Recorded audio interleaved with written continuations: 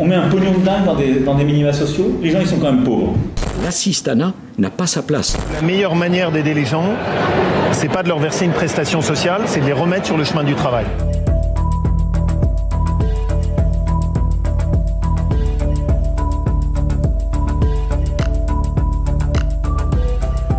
C'est le genre d'idée qui persiste parce qu'elle nous paraît intuitive. Bah oui, si on donne aux gens de quoi manger plus, bah, ils vont avoir moins envie de travailler. Ce qui est intéressant, c'est que si on se pose la question sur soi-même, en général, on donne pas la même réponse.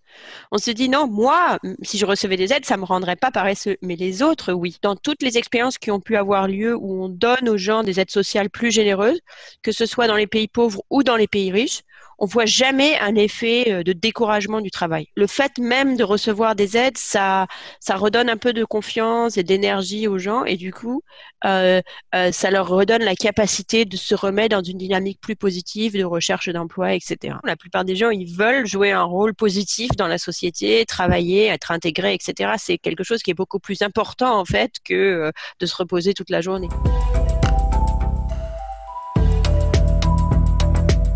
En général, on s'exagère très largement la partie du budget qui va dans les aides sociales directement. C'est un petit peu le mythe que les impôts, c'est du gaspillage.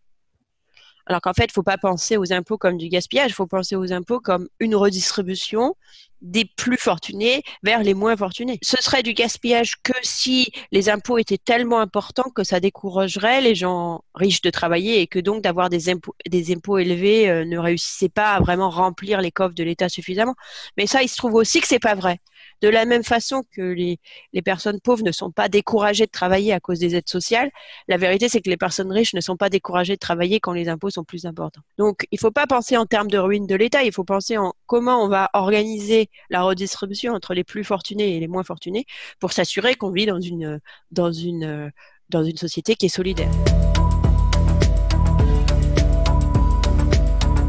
Il n'y a pas de loi économique qui dit que il faut qu'il y ait des inégalités dans le monde pour que le monde avance. Il n'y a pas de nécessité économique aux inégalités. D'ailleurs, on le voit dans les pays du monde qu'il y a des situations très très différentes. Donc, si vous comparez le Danemark aux États-Unis, c'est le jour et la nuit.